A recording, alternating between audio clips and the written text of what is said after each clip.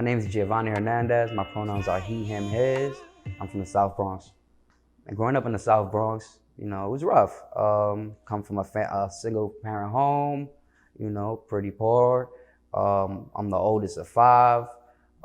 So a lot of responsibilities, a lot of having to grow up before you really wanted to, but also just being in your environment, and a lot of the things that were going on forced you to like be more mature than forced you to, didn't allow you to be a child the same way other people can always be a child when like they don't have to deal with trying to skirt like gangs trying to influence you, drug dealers, just like the violence, and even just like the sadness that sometimes you see on the streets. It's not even always about violence. Like I'll feel bad for like someone who's homeless, that sleeps on the corner of my block every day, because like, that's just like I'm a person, like I feel that, I feel for that person that's living on the street.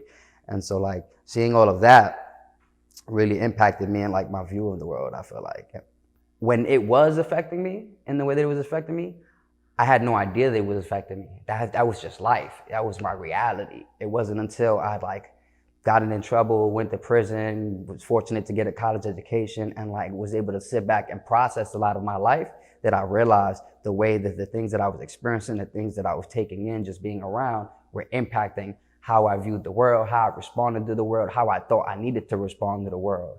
And it wasn't until I was able to take that step back that I could make decisions about like, you know what, I don't want to respond like that. I don't need to respond like, I could like pick and choose, because I wasn't acting off of impulse and like, anxiety or fear, whatever it might be, that caused me to like adopt those things to cope. Absolutely, I believe that my environment contributed me to going to prison.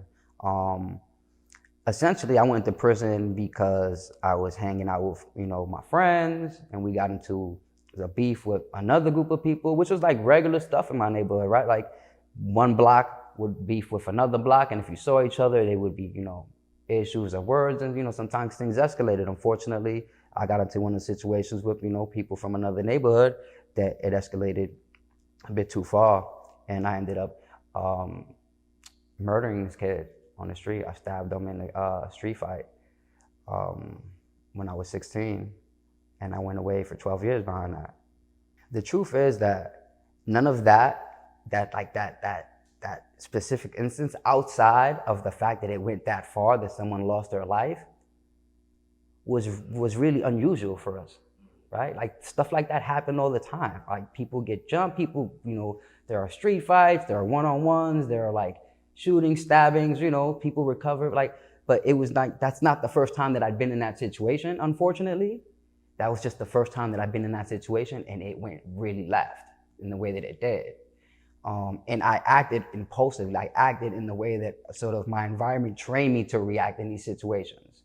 Protect myself, protect the people I'm with, make sure I'm good. Yeah, so at 16, I'm arrested. I'm taken to Rikers Island. And yeah, man, I'm given a lesson in real life, honestly. I think that I was on the street. I was doing things I wasn't really supposed to be doing, growing up in the inner city of New York, like that's pretty common stuff, right? When I went to Rikers Island, I had to adopt a different style of coping, a different manner of making sure I was safe. I became worse. I became more aggressive. I thrived a bit on like the beef and the fights, because it gave me like, how do I put it? It sent a message to everyone else that I was not someone who was going to be walked over, who was going to be punked, or was be played with, right? And I did that because I felt that that's the way it allowed me to feel safe every day, to sort of like live in that, be angry and live in that darkness, right? That allowed me to, if today I have to do something to make sure I'm safe, no matter what it is, I'm in that mental state to do it. I don't have to be doubtful, right? Like I'm always ready. But that significantly impacted my mental health, in that I became that way, right? I started to really enjoy being that way, because that became my daily reality, right? When they say like what you focus on, how your mentality really impacts your reality. My reality became that. I became this like prisoner, right? I adopted this lifestyle because in my head, I'm about to do a lot of time. I better get used to this, and I better, get comfortable. I better make sure I'm comfortable. And unfortunately, for the kid, I'm just like trying to be good. But it really made me a worse person. I truly believe had I been released at that point with that mentality, I would have committed more crimes. I would have probably gone back to prison or worse, because I had significantly embraced darker parts of myself in that place. But it makes you that way just so you can feel safe, because it's such a dark place. I'm gonna be honest with you. It was, and I would say I spent the first 6 years of my bid getting into trouble, bouncing around from prison to prison, gang banging, just really on like whatever type of time I wanted to be on, because that was my life. And I was like, what I had to lose? What they were gonna do? Lock me up again? You know what I mean? Like, I was pretty much in like the worst situation that I could imagine for myself outside of death. So what are they gonna do to me? What incentive did I have to be better? It wasn't until I got older and I realized that, one, this lifestyle was not a lifestyle I wanted to live forever. I did not want to live in that cage for the rest of my life. Two, I was not gonna make it home and make sure I stay home if I continue to be that way. And so I was blessed to have moved to a prison that had a college program. They had the Bar Prison Initiative, and I was even more fortunate to have gotten in. And that was the silver lining for me, was the opportunity to learn how to think for myself. No, I'm gonna say I was introduced to technology when I was 12 and got like my first Gateway computer. Remember the old Gateways, them big, had this on the kitchen. We didn't have a computer desk for it. It was right there on smack dab in the dining room table. Computer, we didn't care. I was hyped. I have no internet. I'm playing on it. You know what I mean? Like, that was my first introduction to technology. And I feel like that was like where I like fell in love with it. I would play, no internet, I would play with that thing all day. And then it just grew, man, iPods, then sidekicks, like things started to advance. It was always cool. The BlackBerry. I got introduced to, like, when we're talking about coding, yeah, I got introduced to coding in prison through the Bar Prison Initiative. See, so my time in Bar impacted like my psychology, my mental state, where I was from when I got in there to like the end of it, in like a few numerous ways, right? But I think that the first thing I want to highlight is that it empowered me. It gave me belief, right? It allowed me to really believe in myself. Like I always knew I was smart, but it made me really believe I was smart, right? I guess that makes sense, right? Like, you can be like, yeah, I'm a smart kid, I'm smart, but it really made me like embrace that. Like, when you're sitting there in front of professors who are like really like esteemed professors, and you're getting back A's, and your ideas are being received receptively, right? And you're having conversations with this individual, and like they're meeting you, right? Or they're treating you like an equal, right? You're like, you know what I mean? It's easy. It's like someone's picking you up, right? Instead of giving you a hand, it's like, yo, when they're having that conversation, when they're engaging you, it's like, yo, come up here to my level, or it's easier for you to get up there, right? Like I don't know how to explain how like having people around me who believed in me, probably more than I did at the time, really helped me embrace the fact that I could believe in myself that way, and I could do the things that people either thought I could do, saw in myself, right? Or maybe that I've always thought I could do, but never really like had the oomph to go for it. My biggest gripe with the New York State prison system is that it doesn't operate to help anyone stay out of prison. I mean, I'm like real, like that's my biggest issue, is that it doesn't do enough to keep people on the streets once they're out, right? Like, I got lucky. I got to a prison that had a college program that was hard to get into, and I got into it, right? Like, that really changed the trajectory of my life at the time. I don't even know where I would be had I not had that opportunity. And a lot of things had to happen in my life for me to end up there, right? So, I know more people who wanted to have the opportunity that I had, but haven't had it, or don't have it yet, than I know people who have, if that, you know what I mean? And so, like, for me, the biggest gripe is that there aren't more people who are able to have the opportunity that I had to really, be given the tools, to be, given the opportunity to work to gain those tools, to be able to transform yourself. Like, I don't want you to change me. I want you to help me, change myself, help me like figure out how I can change myself, right? Like,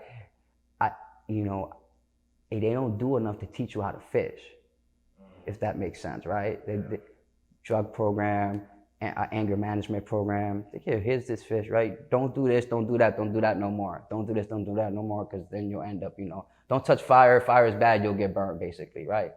Cool. But like, why? And like, what about this? Like, everything is very just like basic stuff, but life isn't basic. Life is very complicated, and college taught me to navigate that.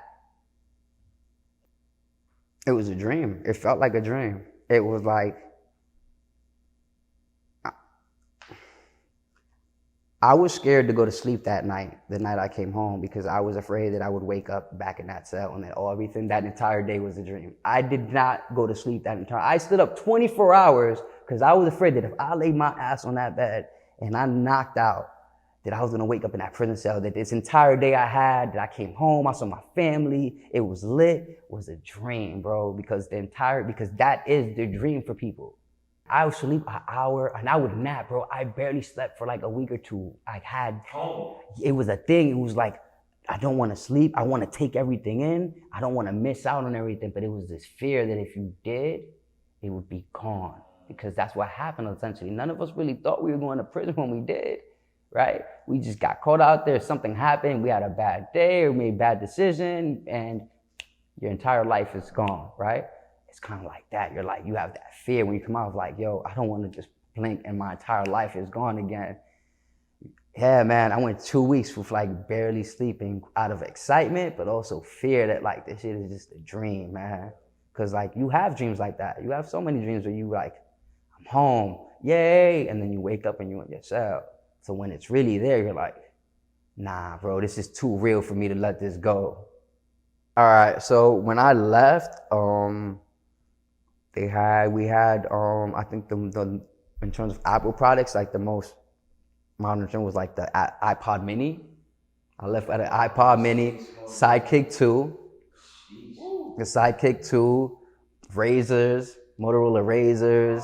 Yeah, man. And when I left, like phones, like, there were no smartphones basically, no real smartphones. Like the smartest phone was like a BlackBerry or more, like a Sidekick. Yeah, like there wasn't like no real official smartphone. Like an iPhone was like the first like real smartphone. Yeah, man, I ain't touch an iPhone until I was like 27, 28. I didn't even know how to like in the code. I didn't know where, the home button. I didn't know the home button was a home button. Remember when we had the little circle button? Yeah, but it's just like, it's not like a button, it's like flat, but it's a circle. I didn't know that was a button. And I'm like, yo, how you turn it on? The screen is doing black. I don't know. Like, it was really an adjustment to, to like get used to modern technology, because, the technology that you do end up working with there. I was fortunate enough to be able to work with computers, right? And still be able, like through the computer lab through college. That helped me keep up with like Microsoft, being in college helped me keep up with like Excel, Microsoft Word, like being able to do basic stuff with computers. So I wasn't completely out of touch, right? But that was a privilege that I had because I was fortunate enough to get into school, which not everyone does. But most people who are not exposed to more modern technology. And so whatever they left is whatever they know, right? Like outside of what you see on TV, which is like, I can see a spaceship on TV. It's just as real for me as a Tesla if I'm away and I have been away for 20 years, right? A spaceship and a Tesla is the same thing because they're the only things I've only seen on TV. I don't really know how they operate, you know what I mean? And so like, you get really backed up, you get really slow with catching up. And on top of just like, technology gets more complicated as the years go on. And our anxiety in relation to that grows as well, right? So like, if I did 30 years, and I know people that did 30 years, they get really overwhelmed when just sitting in front of a computer. And it's not the fact that they don't know how to operate it, it's the anxiety of like, what is this? Right? It's the anxiety of, like they can figure it out, but it's the anxiety of like, what is this? Like, yo, like, it can be overwhelming when you're confronted with something you've never been confronted with before. Even as something as simple as technology, bro, because like, how do I do this? How I don't want to break it. And then coming, like, I feel like people who come from prison come with a certain mentality of like, I don't want to get in trouble. right? Like, I don't want to touch this and break it and get in trouble. I don't want to do this and like I end up doing it wrong. When I came home, there was a lot of that, a lot of like anxiety over doing things wrong, over not knowing how to do things, or, you know, and I still experience it today because I'm still learning how to do things, right? I'm still learning how to like, man, like I think I would say I've been home almost 5 years, and it wasn't until like maybe this year that I actually started understanding my taxes. You know what I mean? And I didn't file for taxes for the first time until I was like 28. So like I'm backed up in a lot of things and just catching up, and I get anxiety over, you know, where I'm at in comparison to where other people in my age group are at, right? In terms of like life, or whether they're understanding things or professionally. But, you know, I remind myself that like, you know, I can get it. Like I know I can figure this stuff out. I can learn it. Like it isn't like it's beyond me. I have to credit my education for that, for giving me the belief in myself. And like, yeah, I just take things, you know, as they come and be like, all right, I don't really know this, but like, I'll ask questions, right? I've learned to like humble myself. I've learned to realize that like asking questions doesn't make you seem or look stupid. It doesn't make you stupid, right? It makes you smart because you're trying to figure stuff out. It's helpful. I heard about Emergent Works through one of my Bar Prison Initiative alums, Cesar O'Neill. I forgot how the conversation came up, but he reached out to me about the program. He knew like when we were in prison together, we were both like studying code and stuff, like individually. We had like push barred. We were part of like the first group of people who like got together, pushed them to actually get like legit like computer code, like, you know, data structures and algorithms, like actual computer science courses in there. And like now they have an entire like, you know, like entire like list of computer courses that they've done, you know. But like we had to really push for them and then, you know, show that there's interest in this so they could invest in it. But he told me about this opportunity, and at the time I was kind of looking to get back into coding, to, you know, learn, to like pick up my independent learning about it.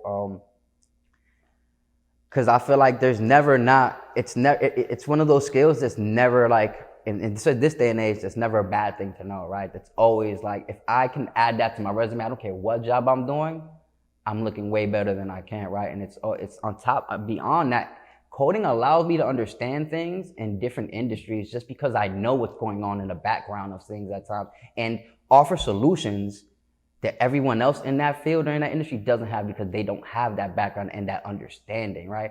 Real life is all related. Everything, all this stuff, technology, economics, government, it's all connected, right? Everything sort of subsists in the same system. Everything is dependent upon one each other in a lot of ways now. And so understanding one thing is gonna help you understand everything else. Yeah, man. Actually, me and I came into the same cohort with Emergent Works back when it was co-cooperative in 2019, man, when we came with the 2019 co-cooperative fellowship. Walked into that room at the hub, all strangers. And it was, you know, it was funny to see a group of strangers, everybody, you know, people of color from different backgrounds, different places in the city, coming to try to learn or explore the, you know, technology in ways, you know, some people kind of already knew about it a little bit, wanted to learn more. Some people were just like, I just want to learn about this. It's an opportunity. And then watching, like, as, you know, the weeks went by, sort of like our strangeness, you know, that distance between us, where it's like, I don't really know him, kind of like melt away through like the learning process, through like, you know, helping each other out with figuring stuff out. You know, having conversations, the sharing circles, right? Those things really work to like make us more familiar with each other. And that's what I love about school and schooling in general, right? It's like everybody, there's all types of people in that room, right? But we're all here for the same thing. And a lot of times we're all here like on the same level. And, you know, it just grows into a community, right? Like I feel the classrooms and like cohorts are like extended families in some instances, or like, you know, acquaint friends. Like everything is an opportunity to learn and grow, right? If you walk into it wanting to, right, and open to that. And I think that I walked into Emergent Works not necessarily expecting to grow in that way or expecting to find community, but I did. Actually, I just put put a job for the job posting, right? That she needed a help, and we applied, and she hired both of us. You as the what was it the operations manager, me as the development manager, and we became a little team. I love that team though, man. About those days when we were working together to support, back then co-cooperative and watch it grow, and seeing how it grew over the years to now, going from like the mentors, going from like the in-person classes to then having the mentorship program to then having to adjust due to COVID, because then COVID hit and hit quarantine. And that was one of the beautiful things about what we were doing, is that at the end of the day, although it impacted our ability to connect with people like in person, like right physically, it did not impact our ability to reach people and stop doing what we were doing. We were still able to teach people because, remotely, we were still able to host workshops. We were still able to do the mentorships, everything remotely.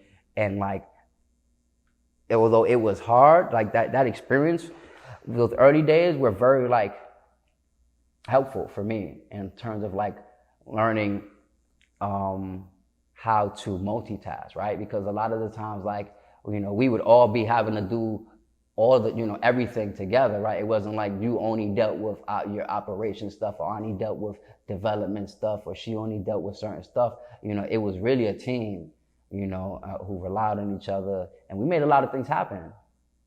My name is Gio. I'm a founding member of Emergent Works, and I believe that excellence in code can come from anyone.